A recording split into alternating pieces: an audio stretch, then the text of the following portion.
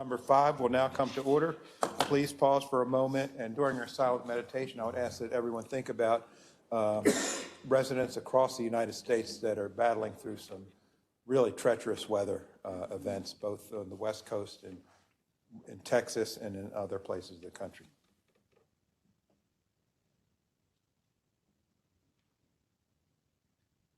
Thank you. Now I will call on Councilman Marks to lead us in the Pledge of Allegiance to the flag.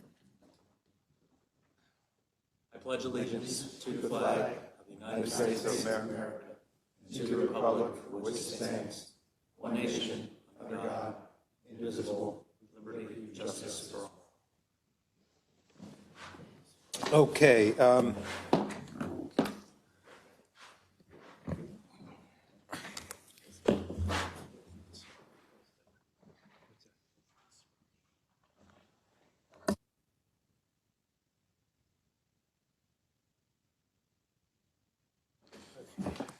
Okay, council members are here, and let me just say we had a message from Councilman Crandall's office that the councilman would not be in attendance this evening. Is there a motion to approve the journal for the meeting of February 20th, 2024? So moved. Second? Second. Okay, all in favor? Aye. Aye. All opposed? Okay, it passes. Enrollment of the bills. Bill 224 was passed by the council, signed by the county executive, and hereby is enrolled. Bill 124 was vetoed by the county executive. Mr. Secretary, will you now read all the bills for introduction? Yes, sir, Mr. Chairman, members of the council. There are 5 bills for introduction only this evening. First is Bill 9-24, sponsored by Council members Patoka and Ertel, Mixed Use Overlay District. Bill 10-24, sponsored by Councilman Marks, Zoning Regulations Application of the RC7 Zone to RC2 Zone Property. Bill 11-24, sponsored by Councilman Marks, Zoning Regulations, Neighborhood Commons District Floodplains. Bill 12-24, sponsored by Councilman Marks, Property Tax Credits, Disabled Law Enforcement Officers. And Bill 13-24, sponsored by Councilman Marks, Zoning Regulations, Swim School and Learning Center. So the mixed use overlay bill is Bill 924. And we received a letter from the county executive today that indicated that the county executive would like to withdraw Bill 324 concurrent with the introduction of Bill 924, which is the mixed use overlay district. So, Mr. Secretary, please note that Bill 324 has been withdrawn. So noted, Mr. Chairman, and we will make sure that the record reflects that and our website as well. Okay, Mr. Secretary, please read the next item. Certainly, Mr. Chairman. Mr. Chairman and members of the County Council, at the legislative session on February 20th, 2024, the County Council passed Bill 1-24 as amended, sponsored by Councilman Catch. Uses permitted in the BM and the ML zones, residential uses in Hunt Valley. On February the 22nd, that bill was presented to the county executive for his approval or disapproval. On February 29th, 2024, the county executive returned Bill 1-24 with his executive veto. Section 308G of the Baltimore County Charter states that any such legislation presented to the county executive and returned with his veto may be reconsidered by the county council not later than its next regular session, which is tonight's legislative session. Upon a motion and a second, a vote of a majority plus 1 of the 7 council members will override the veto and allow the legislation to stand enacted. Thank you, Mr. Secretary. Could you clarify the number of votes needed for a veto override? 5. Okay, thank you. Sir. Do we have a motion? Mr. Chairman. Yes, Councilman Catch. Yes, first I want to thank the members of the administration for their suggestions for this particular bill. And I want to move to override the veto. Thank you, Councilman Catch. And do we have a motion? That was a motion? I'll second. We have a motion and a second. Mr. Secretary, please call the roll. Mr. Patoka, Aye. Mr. Catch, Aye. Mr. Jones, Aye. Mr. Marks, Mr. Ertel, Aye. Mr. Young. No. Thank you all very much. Okay. We'll now move to final reading on vote on bills. Mr. Secretary, first item, please. First, Mr. Chairman, is Bill 4-24, sponsored by Councilman Catch, zoning regulations, signs, portable signs. Councilman Catch? Yes, Mr. Chairman, right now, under county law, on county right-of-way, you're not allowed to post a sign. I mean, that's county law. What this will do, it's going to clarify that law and outlaw people who carry those sandwich boards. I mean, there's really no difference between posting a sign in the ground, which is illegal, and yet allowing someone with a sandwich board to walk back and forth. One of the things that prompted me to put this bill in is that, of course, I have York Road in my district. I was traveling south on York Road, and near the former Pancake House, which is, you know, it's gone, but anyhow, somebody with a sandwich board, two people with sandwich boards are on the side of the road, and there's no parking allowed on the right side of the road. I was traveling south, almost ran into the guy. He was leaning into the road. And I just think that having these individuals with these sandwich boards, it's just not a safe situation. And on top of it, you know, since you're not allowed to post a sign, it doesn't make any sense to allow a sign on somebody who's walking back and forth. So I introduced the bill, and I would move favorable, Mr. Chairman. Okay, thank you, Councilman Catch. We have a motion. Do we have a second? I'll second it. Okay, any further discussion or questions for Councilman Catch? Yes. Oh, Councilman Jones? Yeah, first of all, I appreciate Councilman Catch putting the bill in. And I guess want to, for the record, to say that I did have some concerns initially. I was really concerned about freedom of speech. I was concerned about making sure we don't stop someone from being able to protest something. But I've been assured that the way the bill is being written in such a way that we're really talking about commercial enterprises and not someone's freedom of speech and not someone's right to protest. So those were my concerns, and they have been alleviated. So I'm going to support the bill this evening. Thank you. Sure.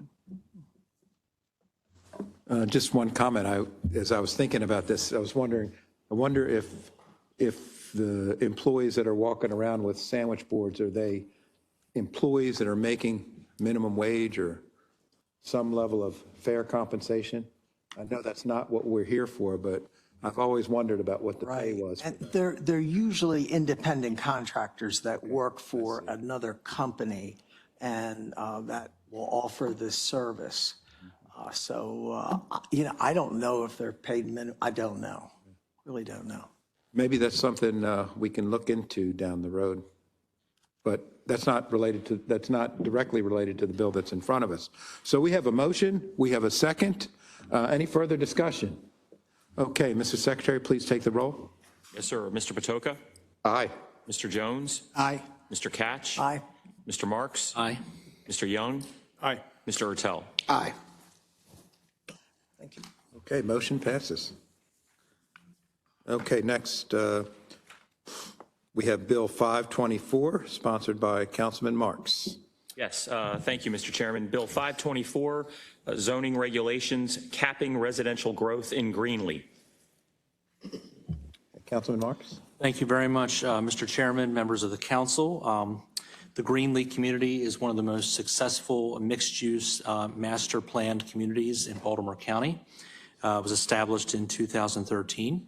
I'm very proud to represent this area of Eastern Baltimore County.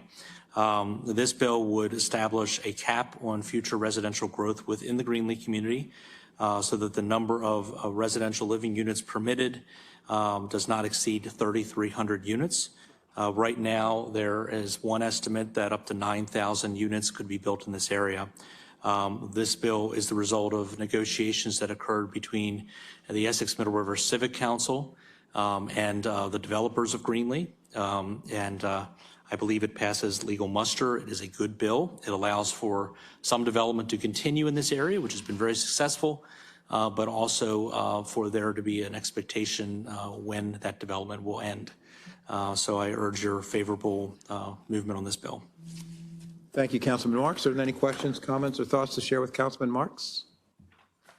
Okay, Councilman Marks, you have a motion to put forward? Yeah, I motion to adopt Bill 524. I'll second. Mr. Secretary, please call the roll. Mr. Patoka?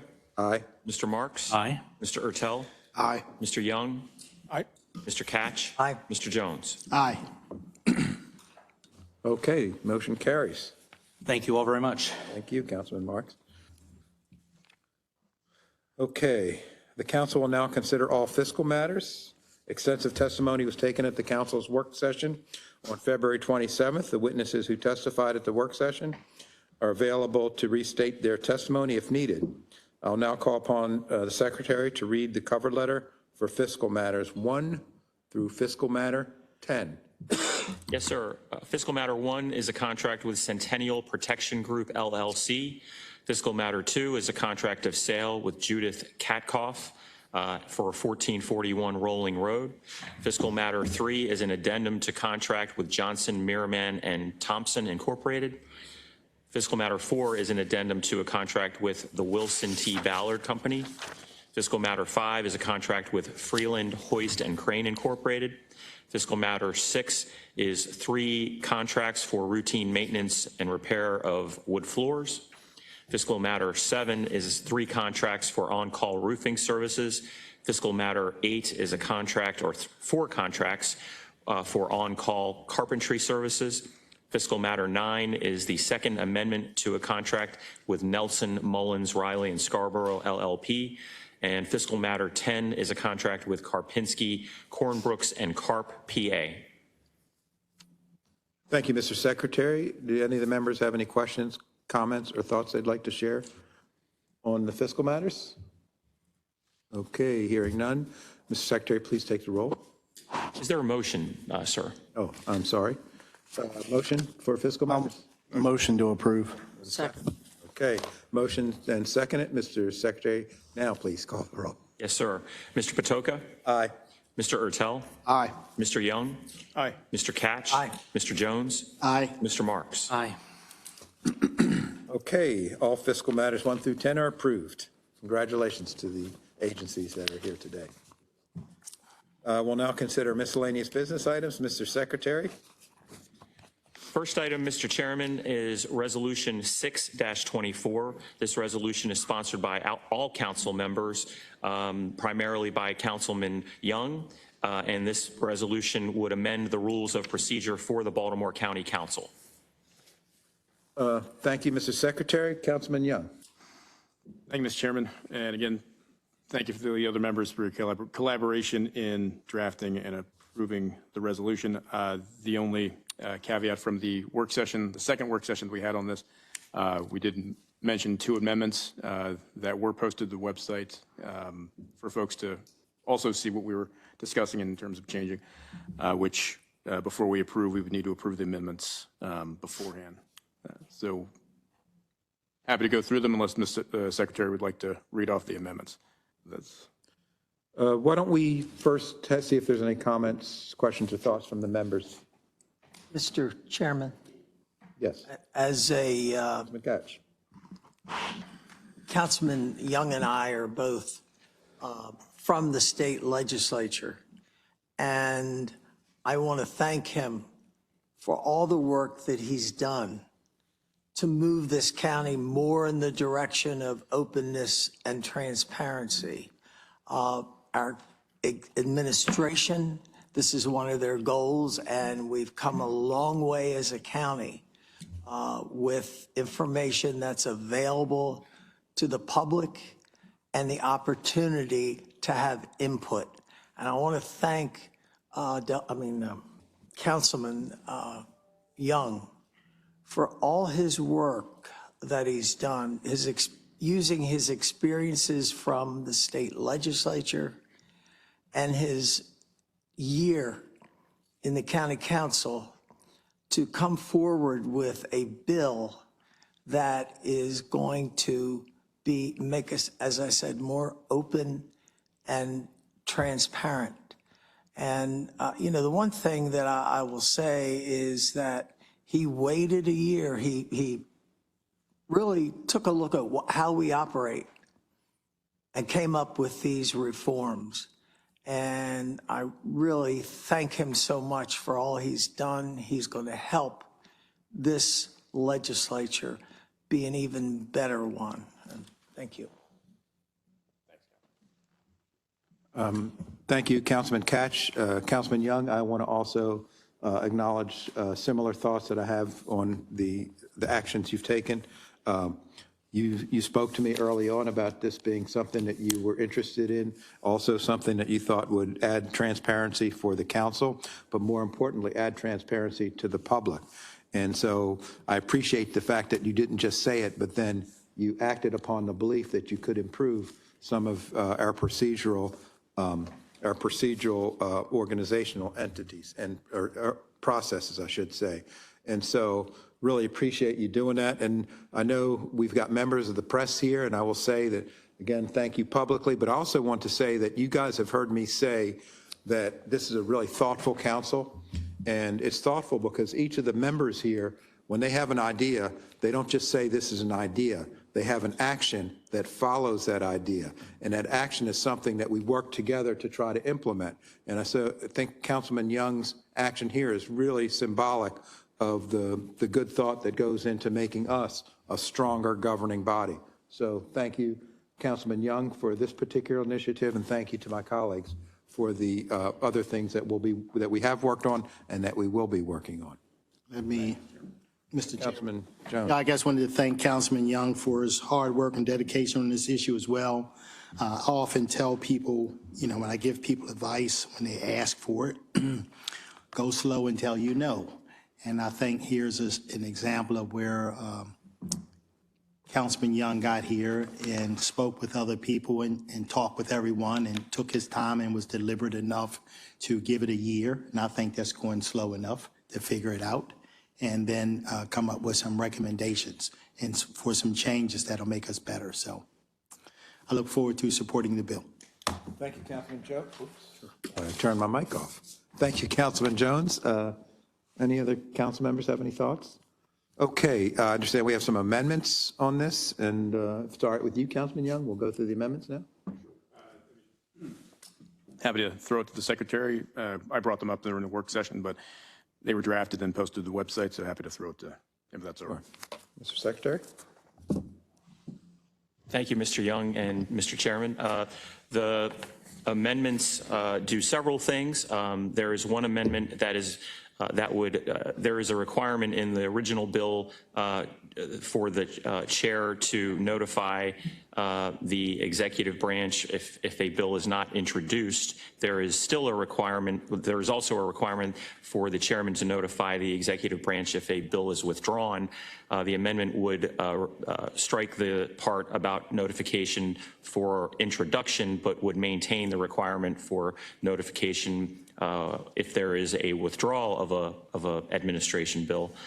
Second, the amendment codifies in the rules situations when there would be a need for virtual hearings, such as what we all experienced already, the state of emergencies that occurred during COVID, or if there are weather events or other unforeseen circumstances that would require or necessitate virtual hearings, virtual sessions and potential hearings, public hearings.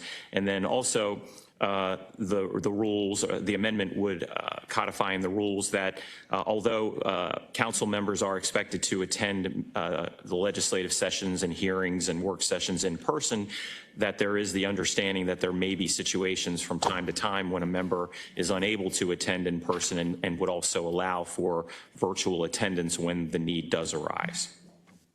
Thank you, Mr. Secretary. Do we have Councilman Young?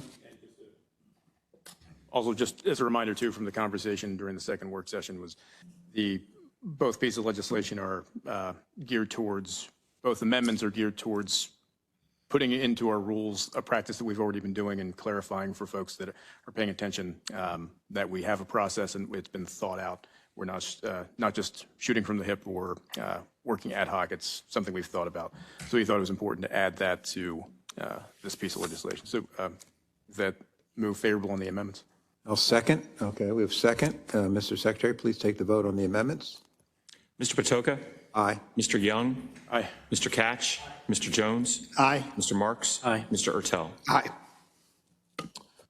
Okay, amendments passed. Mr. Secretary, please take a roll on the bill. We have a motion on the bill, I should Yes, say. sir. Second. Okay, we have a motion and second. Mr. Secretary, please take the roll call. Mr. Patoka? Aye. Mr. Young? Aye. Mr. Jones? Aye. Mr. Marks? Aye. Mr. Ertel? Aye. Mr. Catch? Okay, passes. Congratulations, Councilman Young, and great work. Thank you all. Appreciate it. Okay.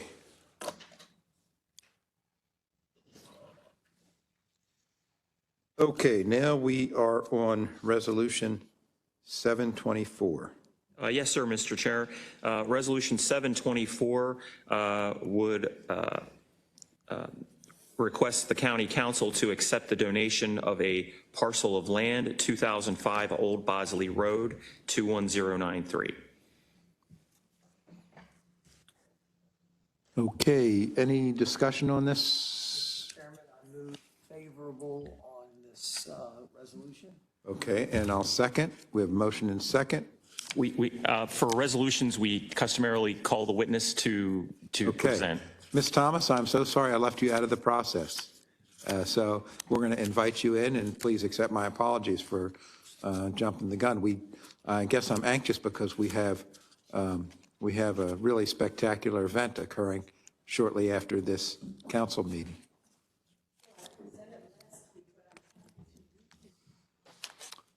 Sure. Why don't we do this? Why don't we ask if any of the members have any questions or comments or thoughts for Ms. Thomas? Yeah. No? Okay, then do we have a motion? We had a motion, we had a second. Now, Mr. Secretary, let's take a roll. Mr. Patoka? Aye. Mr. Marks? Aye. Mr. Ertel? Mr. Young? Aye. Mr. Catch? Mr. Jones? Aye. Okay, thank you. And Ms. Thomas, you got your steps in today.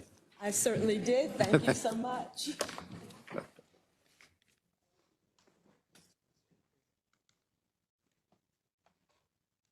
Okay, Mr. Secretary, Resolution 824. Yes, next, Mr. Chairman, is Resolution 824.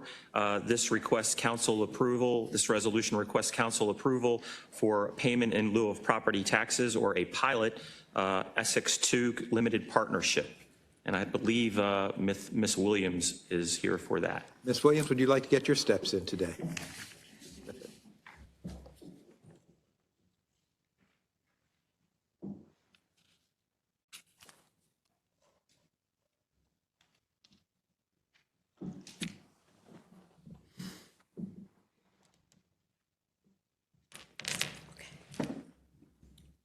Okay, Ms. Williams, want to tell us a little bit about this?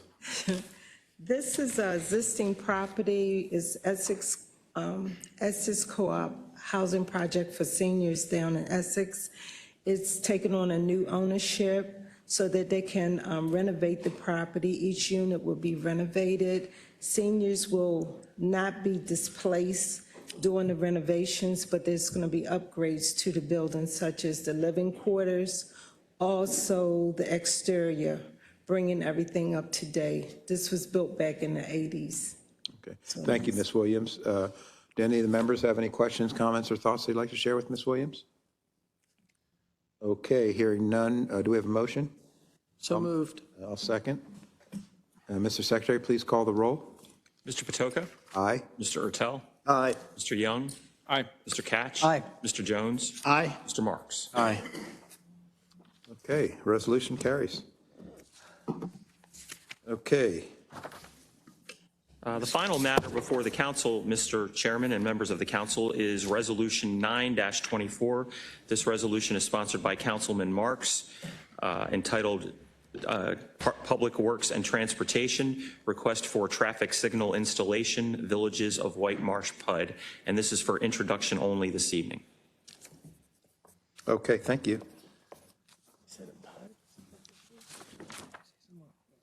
Mr. Marks, would you like to say, Councilman Marks? Yeah, we're finished with the business otherwise? Yes, sir. Okay. A point of personal privilege. I want to applaud the Olszewski administration for today's announcement. I'm reading this very well-written article in WYPR.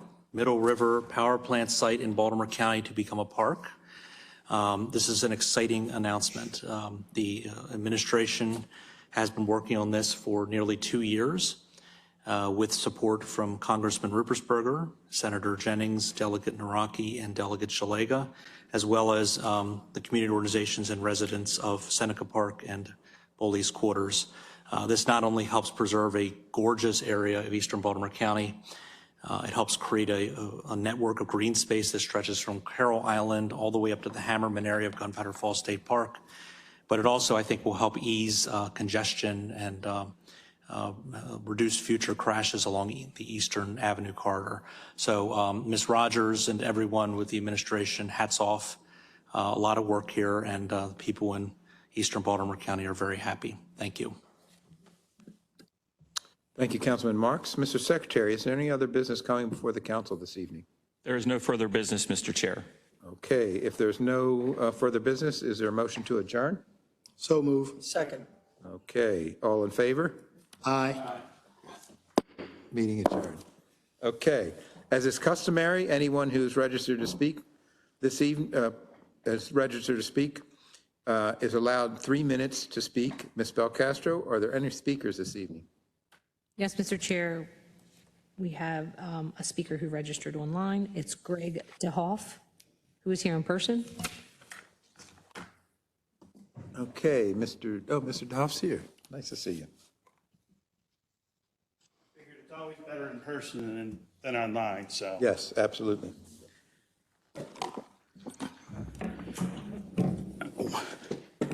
Chairman Batoka, members of the council, good evening, and thank you for this opportunity to speak. I know some of this may be a little ahead of schedule, but I wanted to get some things out there. My name is Greg DeHoff. I'm a resident of Baltimore County in Lutherville, a member of the Orchard Hills Community Association, and a board member of that. And I'm here to address or to put forth some concerns that I have in any of the mixed-use bills that have been submitted or that were submitted tonight, just things to think about. As a community association, and I as an individual understand that development is necessary. It's a necessary, I call it an evil because most people don't like it, but a necessary. But any bill that doesn't have provisions to protect the existing infrastructure, or at least not harm the current infrastructure, should not be voted or approved. This would include such protections for schools, roads, sewers, water supply, electric, police. As mentioned, I'm a resident of Orchard Hills. This neighborhood resides just north of the Beltway and just west of York Road. When I leave my neighborhood via Caven or Oathridge Road, it's nearly impossible for me to turn left to go north on York Road. What I normally end up doing is I turn right, go south, the opposite direction I want, get on the Baltimore Beltway, either get back off at Bologna Avenue / Charles Street, or go up 83 and get off at Timonium, Padonia, Warren, et cetera. And it all depends upon how far north I'm going. If I'm coming south from Towson and I want to turn into my neighborhood, making a left, it's nearly impossible, especially during rush hour, to make that turn in here. So what I end up doing is I end up getting on the Beltway, going across basically the ramp, because you're never getting off the ramp, getting right back off on Charles Street, Bologna, and then coming in the backside of my neighborhood at the Orchard Hills Park on Oath Ridge Road. Neither of these is a convenience for me. It's a detriment. It causes more wear and tear on my car. I'm going a further distance. I live just inside Orchard Hills, right at York Road on Dublin Drive. So I'm going a further distance, spending more gas and so forth. As for public transportation, which I know has been talked about multiple times, public transportation, at least from Cockeysville, Lutherville, Timonium area, only heads north and south. Doesn't really go any other direction that I've ever found. So if I'm going to take public transportation, I'm now retired. I worked for 33 years with Baltimore Gas and Electric. If I take public transportation, it's all the way into the city and back out. That adds an extreme amount of time for me to go any place that's not right along the York Road. As I finish, I just want to make this point clear. The Orchard Hills Community Association and I are not opposed to well thought out development, which means there needs to be input from multiple sources, which would include the planning department, the county council, the developer, and Baltimore citizens. Also, from my perspective, government is run in a crisis mode, trying to correct problems that have already been created. I would not add an addition onto my house without making sure the foundation is correct or correcting issues with the foundation. The government at all levels needs to start operating in this mode and not just react to one problem, react to fix one problem and create more as bills are introduced. Thank you very much. Thank you, Mr. DeHoff. Do any of the members have any comments, questions, or thoughts to share with Mr. DeHoff? Mr. DeHoff, I'd encourage you to look at the mixed-use overlay bill. It has contingencies in there. Mr. Secretary, when will we have the work session for that bill? Sorry, having been introduced this evening on March 4th, the vote will be at the April 1st meeting, the legislative session. So the work session for that bill will be on Tuesday, March 26th at 4 p.m. Tuesday, March 26th at 4 p.m. Of course, anyone has an opportunity to also on March 18th, similar to this evening on March 18th, can also come and provide input. Okay, do you have those two dates down? Mr. Councilman Young? Also just clarifying that since the resolution we just passed, changing our rules, takes effect April 1st, but in the spirit of what we were attempting to do, we are still going to be hearing bills as if the resolution and change of rules were still in effect. That would mean the next work session, we would be hearing it for first consideration. And the second work session that was just referenced would be under discussion for second consideration. Thank you for that clarification, Councilman Young. And so keep those dates in mind, read through the bill, and I hope that we will not be having a moving target like we did on 324 in terms of hearings and work sessions. Mr. I Chairman. certainly will read to the bill, and thank you very much. Mr. Chairman. Yes, Councilman Cass. I want to thank Mr. DeHuff for coming down. I, of course, represent your community, and adequate public facilities is a key issue in this county. Actually, we need to redo our law so that we're not going to be in the position anymore of having to deal with things on an emergency basis, so that we have the infrastructure in place, that we have the schools, that we have the sewer and everything, so that, we don't have to deal with it, as you said, in an emergency situation. As you know, I'm trying to get the communities and the developer of the Lutherville station to work together so that we can come to some accommodation so that we can have a Lutherville station that's going to be an asset to the area. And, all I can say is that we certainly can't. There's been 450 apartments proposed for that site, that's just plain too many. And so I thank you very much for coming down, and I hope that you'll be at one of those the work session hearings and to go over this bill and give your opinion. Thank you so much. I certainly will. Thank you very much. Thank you, Mr. DeHoff. And Councilman Katz, let me just say that I believe this council will be revisiting, I should say, the recommendations of the Adequate Public Facilities Task Force in the very near future. So look forward to that, and we'll have a robust discussion on that, I'm sure. Okay, Ms. Belcastro, do we have any additional speakers? Not registered speakers, Mr. Chair, but we do have some guests here this evening. Oh, I think our we have guests. a It's list. time for our guests. Well, thank you so much. And Councilman Jones, I'm going to turn it over to you to introduce our guests. Now, first of all, we have a couple of chapters here. We have the Mu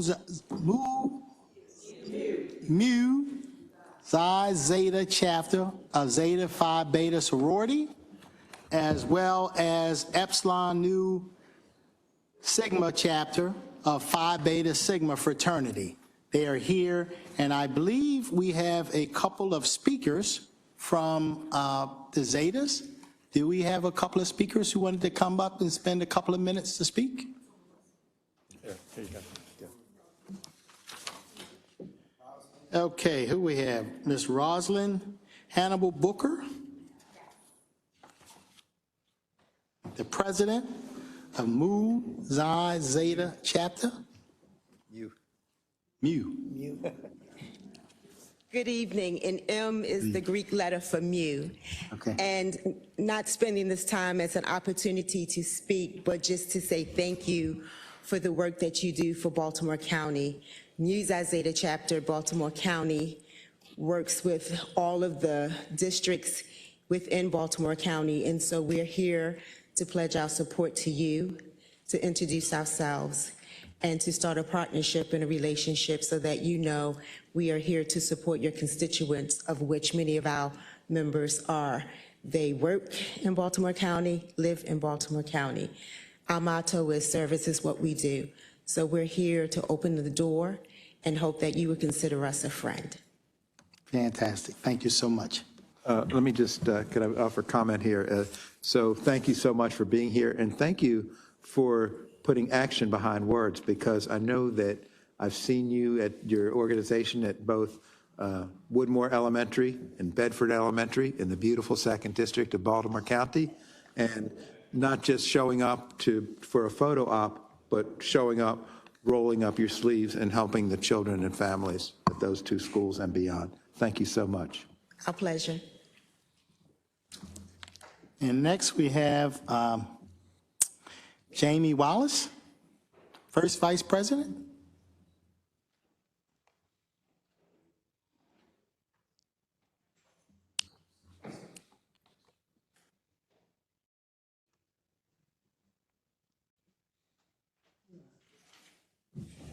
Good evening.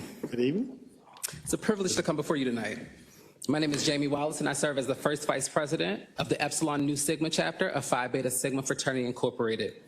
Phi Beta Sigma Fraternity Incorporated remains steadfast in upholding the founding principles of brotherhood, scholarship, and service, which has guided our organization for the past 110 years. Since its inception, Phi Beta Sigma has been dedicated to serving the community. Instead of merely acquiring the skills for personal gain, we are committed to imparting these skills back to our communities, exemplified by our fraternity motto, culture for service and service for humanity. We are an international organization comprised of over 600 chapters devoted to programming in the areas of bigger and better business, social action, and education. The Epsilon Nu Sigma chapter has been actively engaged in serving the Baltimore County community since its establishment in 1972. Over the past 50+ years, we have consistently provided valuable assistance, support, and resources to residents and communities throughout Baltimore County. The chapter had the opportunity of participating as a vendor at the 2023 Baltimore County African American Cultural Festival, where we disseminated educational materials highlighting the significance of men's health.